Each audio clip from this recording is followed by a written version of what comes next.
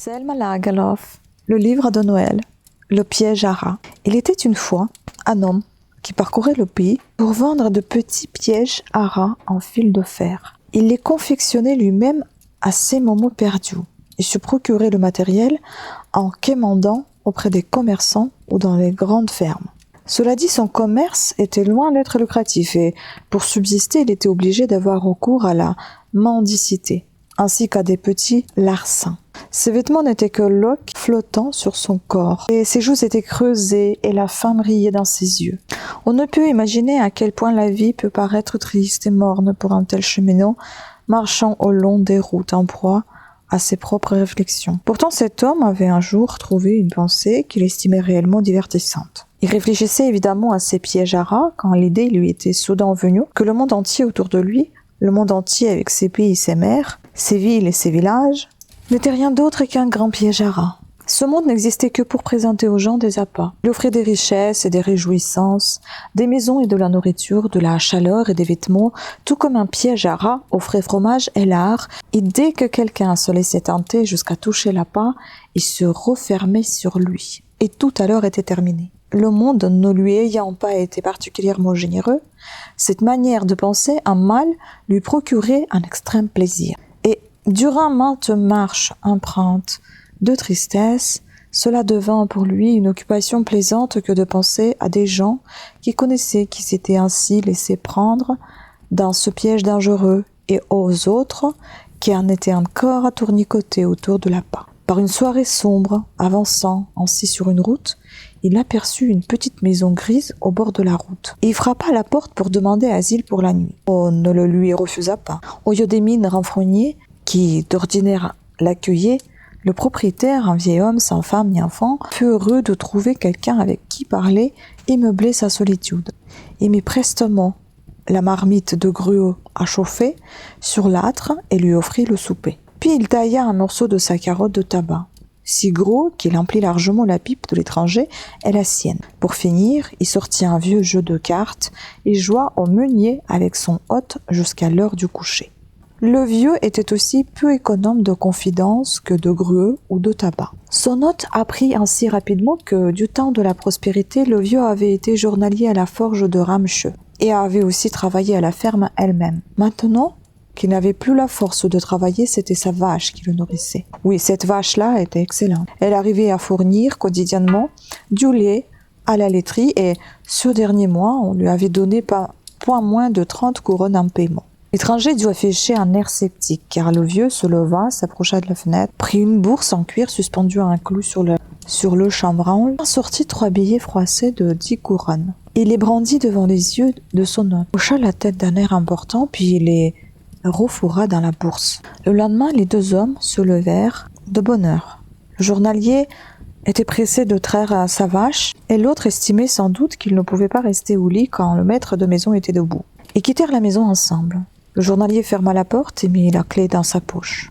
L'homme au piège à rats dit au revoir et merci, et là-dessus, chacun partit de son côté. Pourtant, une demi-heure plus tard, le vendeur de pièges à rats se tenait à nouveau devant la porte. Il n'essaya cependant pas d'entrer. Il s'approcha de la fenêtre, cassa un carreau, glissa sa main à l'intérieur et s'empara de la bourse contenant les 30 couronnes. Il prit l'argent et le mit dans sa poche. Puis remit soigneusement la bourse en cuir à sa place et quitta les lieux. Reprenant son chemin avec cet argent en poche, il se trouva assez satisfait de son astuce. Il se disait certes que dorénavant et pour quelque temps, mieux vaudrait pour lui ne pas fréquenter les routes et plutôt gagner les forêts. Cette solution ne lui causa aucune difficulté durant les premières heures. Mais, plus tard dans la journée, la situation changea car la forêt dans laquelle il était entré était si vaste qu'on s'y égarait facilement. Il essaya bien de marcher en conservant une même direction. Mais les sentiers se tordaient curieusement dans tous les sens. Il marcha, mais sans jamais atteindre l'oreille de la forêt, et pour finir, il commença à comprendre qu'il n'avait cessé de tourner en rond dans la même partie de la forêt. Peu après, il se souvint de ses réflexions sur le monde et le piège à rats. Son tour était venu maintenant. Il s'était laissé leurrer par un pas et avait été coincé. La forêt tout entière, avec ses troncs et ses branches, ses broussailles et ses chablis, se dressait autour de lui, telle une prison infranchissable de laquelle il ne pourrait jamais s'échapper. Le mois de décembre était bien avancé. L'obscurité emplissait déjà la forêt en augmentant les dangers. Du même coup, sa tristesse et son désespoir. Finalement, ne sachant que faire, il s'affala par terre, totalement épuisé et pensant que sa dernière heure était arrivée. Mais à l'instant même où sa tête se posait contre le sol, il entendit un bruit, un martèlement vigoureux et régulier. On ne pouvait s'y tromper. Il se redressa. Ce sont les coups de marteau d'une forge, pensa-t-il. Il doit y avoir des gens tout près.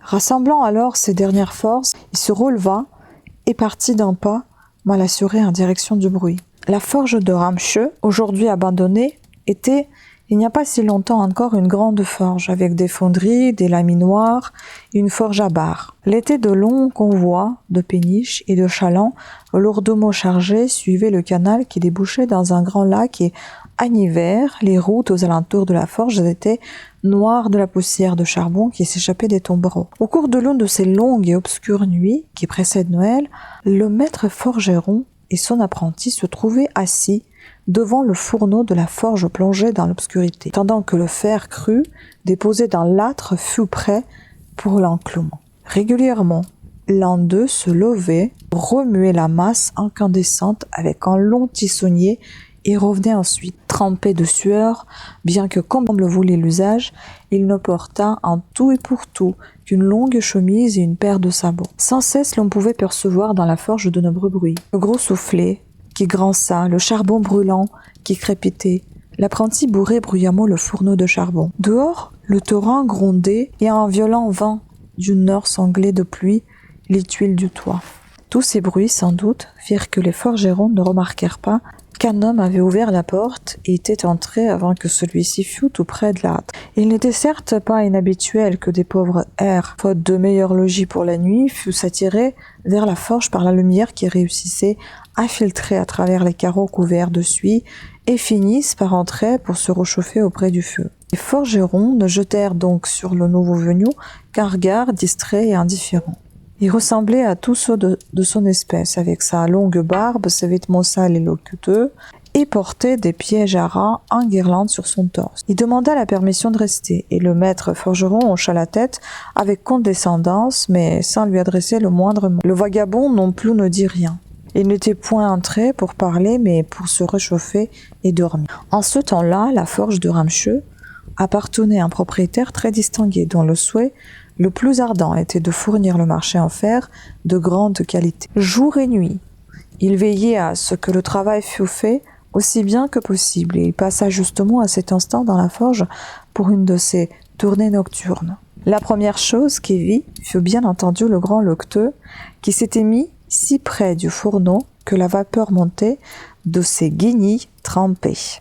Le maître de la forge, cependant, n'en resta pas comme les forgerons, un regard distrait et dédaigneux. Il s'approcha tout près de lui, le dévisagea et lui arracha brusquement son chapeau mou pour découvrir son visage. « Toi, Nils Soloff » s'exclama-t-il.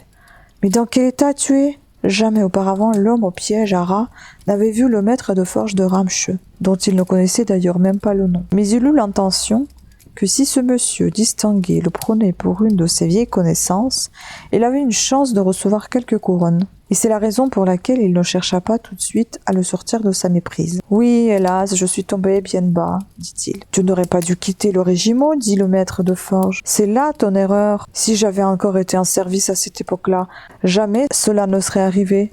Bon, et bien maintenant, tu vas rentrer avec moi, évidemment. » Se rendre au manoir de la forge et y être accueilli comme un vieux camarade de régiment n'était cependant pas pour plaire au vagabond. « Non, Dieu, m'en garde, dit-il en ayant l'air tout effrayé, car il pensait aux 30 couronnes. Monter au manoir, c'était littéralement se jeter de plein gré dans la gueule du loup. Il désirait seulement dormir ici dans la forge pour s'éclipser ensuite le plus discrètement possible. Le maître de forge pensa que l'homme se sentait gêné du fait de son aspect misérable. « Ne va pas imaginer que ma demeure soit si distinguée que tu ne puisses t'y montrer, dit-il. Elisabeth est morte. Tu l'as peut-être déjà appris. Mes fils sont à l'étranger et il n'y a personne à la maison, à part ma fille aînée et moi-même. Nous venions justement de dire qu'il était triste de ne pas avoir d'invité pour Noël. Allez, maintenant, viens avec moi. Tu nous aideras à manger les plats de Noël. » Mais l'étranger dit non et encore non, et le maître de forge comprit qu'il devait s'incliner. « On dirait que le capitaine de cavalerie, von Stolle, faire passer la nuit chez toi, Sternstrom, dit-il au maître forgeron, en pivotant sur ses talons. Mais il riait tout seul en partant, et les forgerons, qui le connaissaient comprirent qu'il n'avait pas dit son dernier mot. Une demi-heure à peine s'écoula avant qu'on entendit devant la forge le bruit des roues d'une voiture et qu'un nouveau personnage fit son entrée. Ce n'était pas le maître de forge cette fois-ci, mais sa fille. Il l'avait en effet envoyée espérant qu'elle serait capable que lui de persuader le vagabond. Elle entra, suivie d'un domestique qui portait sur le bras un grand manteau de fourrure. Elle n'était pas vraiment belle et avait plutôt l'air assez insignifiante et timide. Dans la forge, tout continuait comme précédemment. Le maître forgeron et son apprenti étaient toujours assis sur leur banc, fer et charbon rougeoyés dans l'âtre. L'étranger s'était allongé par terre, la tête sur un lingot de fer et le chapeau tiré sur les yeux. Dès que la jeune fille l'aperçut, elle alla lui soulever son chapeau. L'homme apparemment habitué à ne dormir que d'une oreille se redressa vivement, l'air extrêmement effrayé. « Je me nomme Edla Wilmanson », dit la jeune fille. « Mon père est rentré et m'a raconté que monsieur le capitaine préférait dormir ici, dans la forge, cette nuit, mais je l'ai prié de me permettre de venir vous chercher. Je suis si désolée que vous soyez ainsi en proie aux difficultés. » Elle le regardait de la compassion plein ses yeux lourds. Elle remarqua alors que l'homme avait peur. Soit il a volé, soit il s'est évadé de la maison d'arrêt, pensa-t-elle en ajoutant très vite. Monsieur le capitaine de cavalerie, soyez assuré que vous pourrez quitter notre logis aussi libre que vous y serez entré. Mais je vous en prie, restez avec nous pour le réveillon de Noël. Elle dit cela si aimablement que le marchand des pièges à rats estima en confiance avec elle. Jamais je n'aurais pu penser que vous vous dérangeriez. Personnellement, mademoiselle, je vous suis.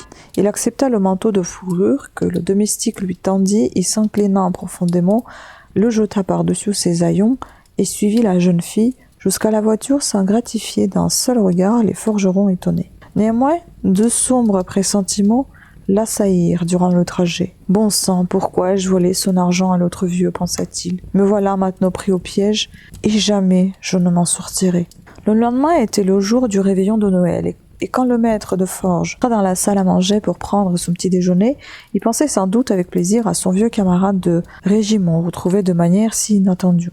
Maintenant, il s'agit en premier lieu de veiller à ce qu'il ait autre chose que la peau sur les os, dit-il à sa fille qui s'affairait autour de la table. Ensuite, je veillerai à ce qu'il s'occupe autrement qu'à courir le pays pour vendre des pièges à rats. C'est étrange qu'il soit tombé dans la déchéance à ce point, dit la fille. Hier, j'ai eu l'impression que rien à lui ne témoignait d'un passé donc cultivé. Sois patiente, ma fille, dit le père. Dès qu'il sera propre et soigné, tu verras autre chose. Hier, il se sentait gêné, évidemment. Ses manières de vagabond le quitteront en même temps qu'il quittera son costume de vagabond. Au moment même où le maître de forge prononçait ces mots, la porte s'ouvrit et l'étranger entra. Oui, maintenant il était propre et soigné, certes. Le domestique l'avait baigné, lui avait coupé les cheveux et rasé la barbe. On lui avait donné un costume simple mais plaisant, de ceux qui appartenaient au maître, et il portait une chemise blanche au col empesé et des chaussures montantes. Le maître de forge, cependant, en dépit de la jolie tenue de son hôte, n'avait pas l'air content. Il le contemplait en plissant le front, car si l'on peut aisément comprendre qu'à la lueur incertaine de la forge, il avait pu commettre une erreur sur l'étranger, maintenant que ce dernier se tenait là, en plein jour, il était impossible de le prendre pour son ami d'autrefois. « Que signifie ceci ?» gronda-t-il. L'étranger ne fit aucune tentative pour essayer de dissimuler. Il avait immédiatement compris que ça n'était fini de la splendeur. « Ce n'est pas ma faute, monsieur le maître de forge, dit-il. Jamais je n'ai prétendu être autre chose qu'un pauvre marchand, et je vous ai supplié de pouvoir rester dans la forge. Mais aucun mal n'a été causé. Tout ce qui reste à faire, c'est que je remette mes haillons et ma naille. »« Bon, » dit le maître de forge légèrement hésitant. « Ce jeu n'était quand même pas parfaitement honnête, avoue-le. Il s'en m'étonnerait guère si le commissaire rural désirait discuter un peu de l'affaire. » Le vagabond avança de quelques pas et cogna son poing ferme sur la table. « Maintenant, permettez-moi de vous dire de quoi il retourne, monsieur le maître de forge. Tout ce monde n'est qu'un gigantesque piège à rats. Tout ce qu'on vous offre de bon, ce n'est que croûte de fromage et lardons arrangés pour entraîner un pauvre hère à sa perte. Et si maintenant le commissaire doit venir m'arrêter pour cette histoire, sachez qu'un jour pourrait venir où vous-même aurez envie d'un bon morceau de lard et resterez enfermé dans le piège. » Le maître de forge éclata de rire. « Voilà qui n'était pas si mal dit, l'ami. Peut-être allons-nous laisser le commissaire tranquille pour le réveillon. Mais il va falloir que tu t'en ailles le plus vite possible. » Mais au moment où l'homme allait ouvrir la bouche, la fille prit la parole. « Je trouve que cet homme devrait rester avec nous aujourd'hui, dit-elle. Je ne veux pas qu'il s'en aille. » Et ce disant, elle alla refermer la porte. « Que diable fais-tu là ?» dit le père. La fille avait l'air embarrassée. Plantée là, elle ne savait comment répondre. Ce matin, elle s'était sentie heureuse en pensant à la manière dont elle allait préparer un réveillon agréable pour ce pauvre R affamé. Elle n'arrivait pas à abandonner l'idée aussi vite et c'était pour cela qu'elle venait de plaider en faveur du vagabond. « Je pense à cet étranger, dit la jeune fille. Il marche et marche tout au long de l'année. Il n'existe peut-être pas un seul endroit dans tout le pays où il soit le bienvenu et puisse se sentir en paix. Où qu'il aille, on le chasse. Il craint sans cesse d'être arrêté et interrogé. Je voudrais tant qu'il puisse bénéficier d'un jour de paix ici chez nous, un seul dans toute l'année. » Le maître de forge marmonna quelque chose dans sa barbe. Il n'arrivait pas à se résoudre à la contredire. Tout ceci était effectivement une erreur, poursuivit-elle. Mais je trouve en tout cas que nous ne devrions pas chasser un homme que nous avons invité et à qui nous avons promis la joie de Noël. Tu prêches mieux qu'un prêtre, dit le maître de forge. J'espère seulement que tu n'auras pas à le regretter. La jeune fille prit la main de l'étranger et l'invita à prendre place. Asseyez-vous et mangez, dit-elle, car elle avait bien compris que son père lui avait cédé. L'homme au pied jarras ne dit pas un seul mot. Il s'assit seulement et se servit. Il sans cesse regardait la jeune fille qui venait d'intercéder en sa faveur. Pourquoi avait-elle agi ainsi? Quelle sale histoire pouvait-il y avoir là-dessous? Ensuite, la journée du réveillon à Ramcheux se déroula à peu près comme toutes les autres.